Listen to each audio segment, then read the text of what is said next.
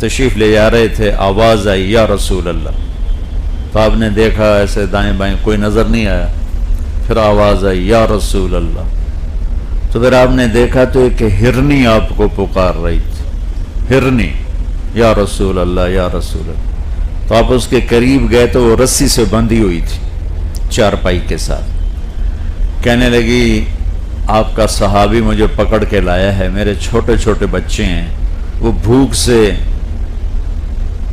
پریشان ہوں گے، آپ مجھے چھوڑ دیں، ان کو دودھ پلا کے آ جاؤں، پھر میں اللہ کی تقدیر پہ راضی ہوں، یعنی میں ذبح کر دی جاؤں۔ ابھی آپ نے کتنے بکرے کھائے؟ تو وہ کہنے آپ نے فرمایا اگر تو نہ آئی تو پھر اللہ مجھے جہنم کا عذاب دے، جو کہ ہمارے لیے نہیں ہے، انسانوں کے لیے ہے، لیکن اگر میں نہ ہوں تو اللہ مجھے جہنم میں ڈال دے۔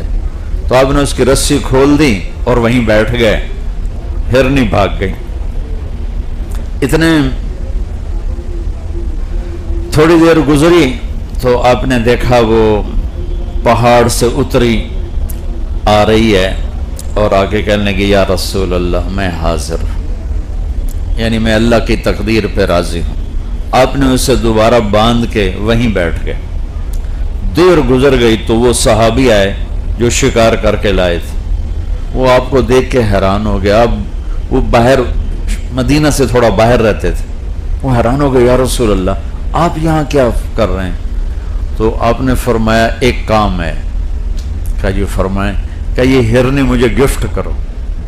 کہا یا رسول اللہ میری تو جان حاضر ہے، آپ ہرنی مانگ رہے ہیں؟ کہ نہیں بس مجھے ہرنی چاہیے۔ کہ یا رسول اللہ آپ کی ہے؟ تو آپ نے اس کی رسی کھولی اور اس کو تھپکی دے کر کہا جا اپنے بچوں کے پاس چلی جا، سچ نجات دیتا ہے اور جھوٹ ہلاک کرتا ہے۔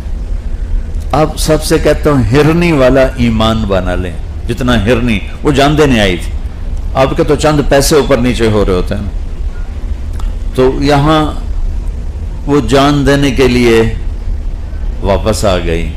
پہلی ایمان کی صفت اللہ کی حفاظت آئے گی، سچ بول۔ سچ ایسی صفت ہے جب اللہ تعالیٰ جنت میں اپنا دیدار کرائے گا تو اللہ کا دیدار جنت سے بھی بڑی نعمت ہے اور جنت کی ابدی زندگی سے بھی بڑی نعمت ہے۔ جب اللہ رخ انور سے پردہ ہٹائے گا تو سب سے پہلے جس ٹائٹل سے وہ اپنے بندوں کو پکارے گا، اس ٹائٹل میں اس محفل میں انبیاء بھی ہیں، رسول بھی ہیں، علماء بھی ہیں، شہداء بھی ہیں، صوفیاء بھی ہیں، مبلغین بھی ہیں، سخی بھی ہیں، کتنے صفات کے لوگ بیٹھے ہیں، لیکن اللہ تعالیٰ فرمائیں گے مرحبا بالصادقین۔ اللہ اپنے سچے بندوں کو مرحبا کہتا ہے۔ سچ اتنی بڑی دولت، اللہ اپنے سچے بندوں کو مرحبا کہتا ہے۔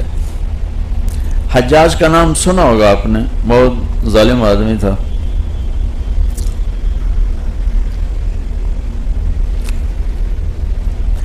ایک شخص سے کہنے لگا لوگ میرے بارے میں کیا کہتے ہیں؟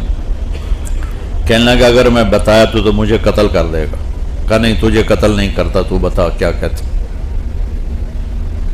انہیں ساری چار شیٹ کھول کے دے دی، تو یہ کہتے ہیں، یہ کہتے ہیں، یہ کہتے ہیں۔